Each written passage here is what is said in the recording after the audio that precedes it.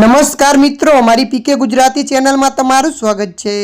અમદાવાદ શહેરમાં ફરી એક વખત કોરોના વાયરસના કેસમાં સતત વધારો થઈ રહ્યો છે।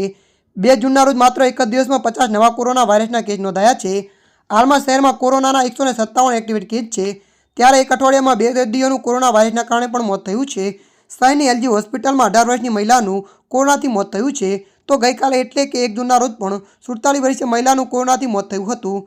આમ અમદાવાદમાં કોરોનાથી 2 લોકોના મોત થયા છે। મળતી માહિતી અનુસાર વધુમાં જણાવી દઈએ કે હાલમાં દેશમાં કોરોના વાયરસના 3961 એક્ટિવેટ કેસ નોંધાયા છે।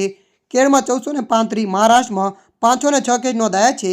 છેલ્લા 24 કલાકમાં 360 નવા કોરોના કેસ દેશભરમાં નોંધાયા છે, ત્યારે કોરોનાથી કેરળમાં 1 અને કર્ણાટકમાં 1 વ્યક્તિનું મોત થયું છે। દેશમાં સૌથી વધુ કોરોનાના એક્ટિવ કેસ કેરળમાં છે, જ્યારે સૌથી વધુ એક્ટિવ કેસમાં ગુજરાત ત્રીજા ક્રમે છે। નિષ્ણાતો દ્વારા લોકોને અપીલ કરવામાં આવી રહી છે કે કોરોનાથી ગભરાવાની જરૂર નથી, પણ થોડી વધારે સાવચેતી રાખવાની જરૂર છે। ત્યારે મિત્રો હાલ માટે આટલું, મળીશું નવી અપડેટ સાથે। જો તમને અમારો વિડીયો પસંદ આવે, લાઇક, શેર અને સબસ્ક્રાઈબ કરી નાખજો। ધન્યવાદ।